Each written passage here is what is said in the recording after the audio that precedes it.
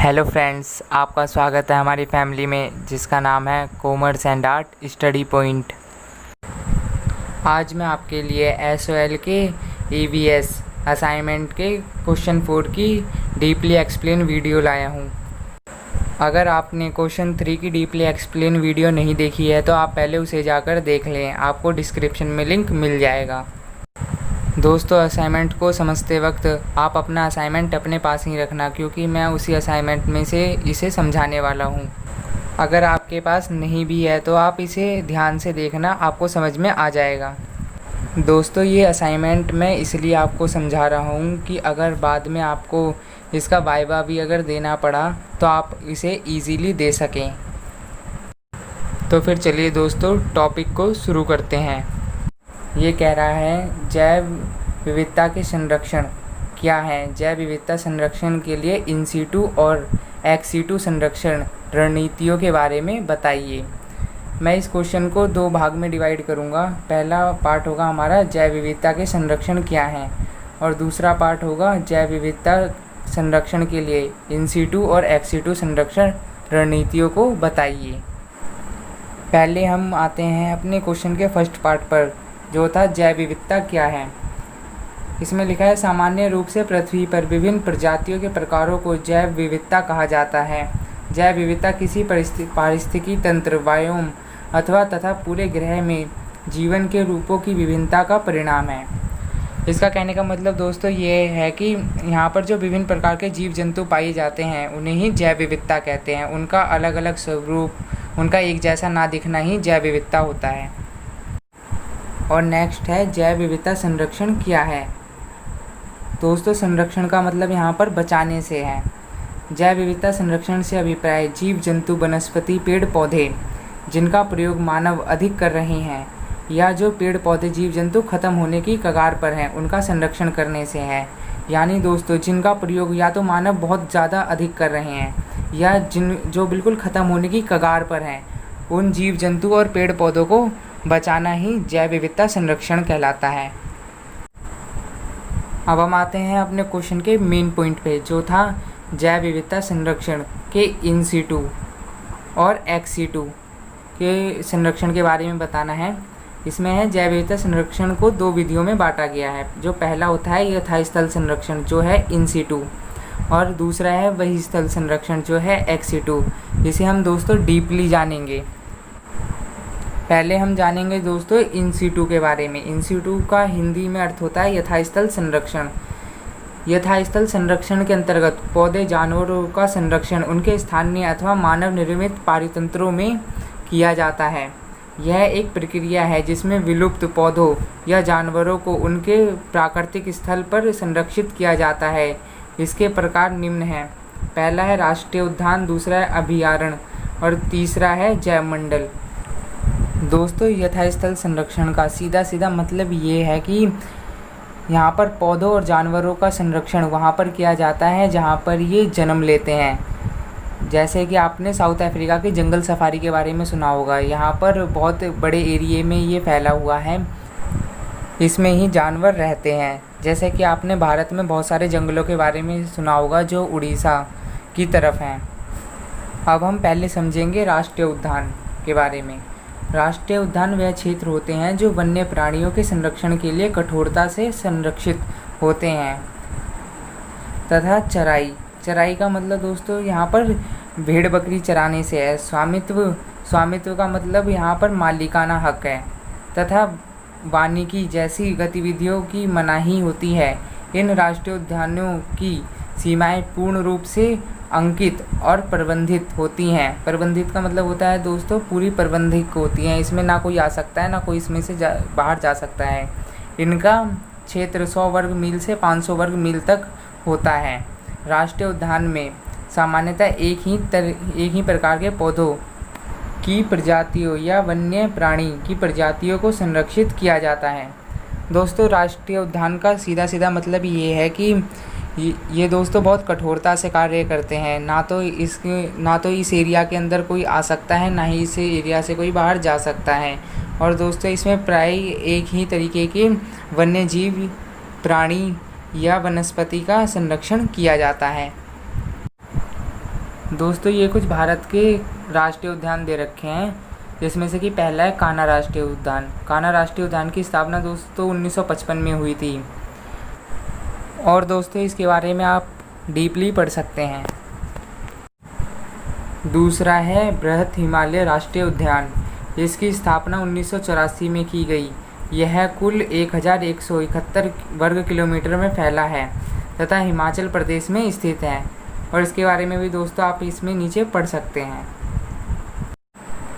और तीसरा है रणथंभौर राष्ट्रीय उद्यान। इसकी स्थापना 1955 में हुई थी, परंतु दोस्तों इसको 1980 में राष्ट्रीय उद्यान बनाया गया था।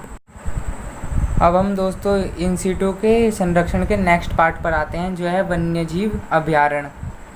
इसमें है अभयारण्य एक सुरक्षित क्षेत्र है जो वन्य जीव प्राणियों की सुरक्षा तथा संरक्षण के लिए आरक्षित क्षेत्र है। मानवीय गतिविधियों जैसे लकड़ी काटना, एकत्रित करना, चराई आदि की अनुमति होती है। इसकी सीमाओं को उचित रूप से परिभाषित नहीं किया जा सकता। दोस्तों अभयारण्य में सिंपली ये कहा गया है कि इसमें राष्ट्रीय उद्यान जैसे कठोर नियम नहीं होते। इसमें आप छोटे मोटे काम कर सकते हो, जैसे कि लकड़ी काटना, एकत्र करना और चराई आदि, मतलब आप भेड़ बकरियों को उसमें चरा सकते हो। दोस्तों कुछ महत्वपूर्ण वन्य अभयारण्य ये हैं। दक्षिगन अभयारण्य, दोस्तों ये गलत लिख रहा है, यहाँ पर अभयारण्य है।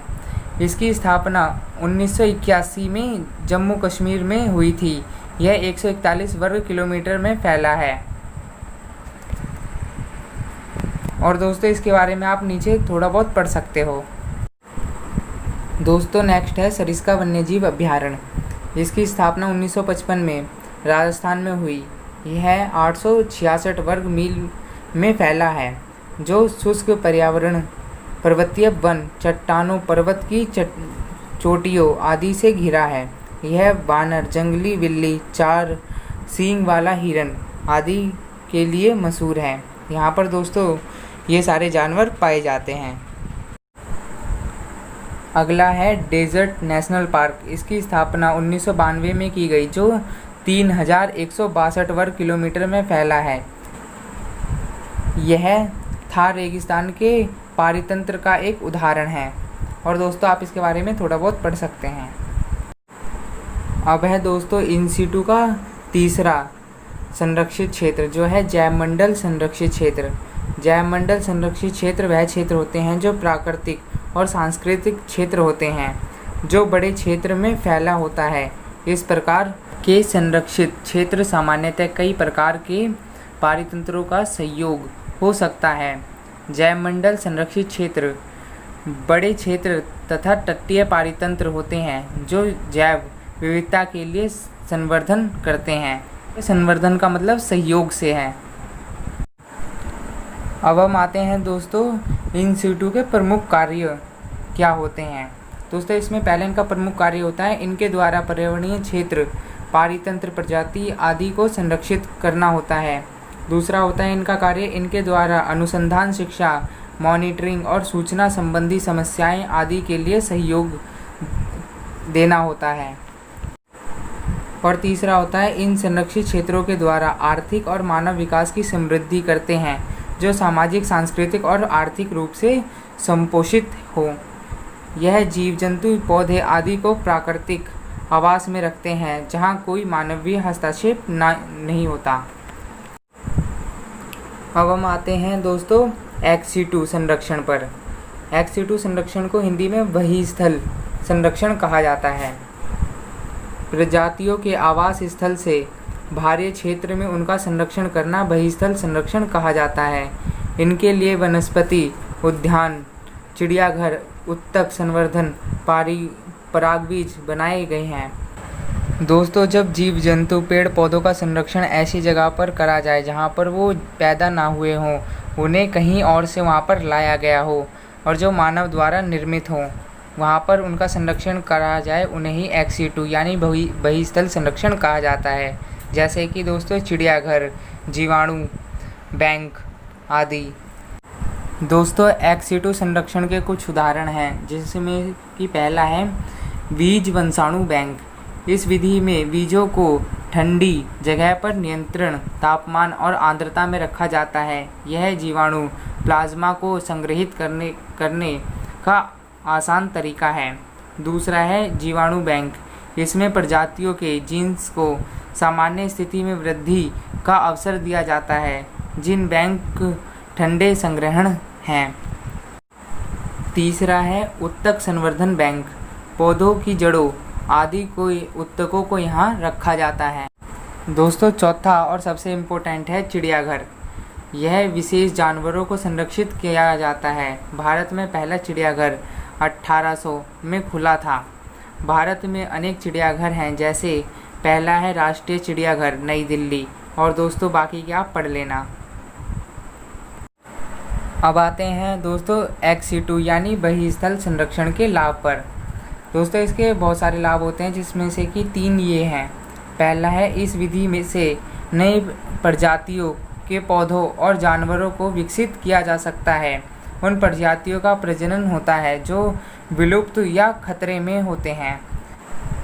यह संरक्षण पौधे और वन्य जीवों आदि पर अनुसंधान और वैज्ञानिक कार्यों आदि में सहायता देते हैं। अब हम आते हैं अपने निष्कर्ष पर, जो कि मैंने खुद लिखा है। आप इसे पढ़ सकते हैं या अपनी तरफ से कोई भी जैसा आपका मन करे वैसा निष्कर्ष आप लिख सकते हैं। दोस्तों अगर आपको असाइनमेंट में कुछ ना समझ में आया हो तो आप मुझे कमेंट बॉक्स में कमेंट ज़रूर करें। मैं आपके सवाल का जवाब ज़रूर दूंगा। और दोस्तों अगर आपको वीडियो पसंद आई हो तो प्लीज़ वीडियो को लाइक करें और उन लोगों को शेयर करें जिन्हें इसकी ज़रूरत है।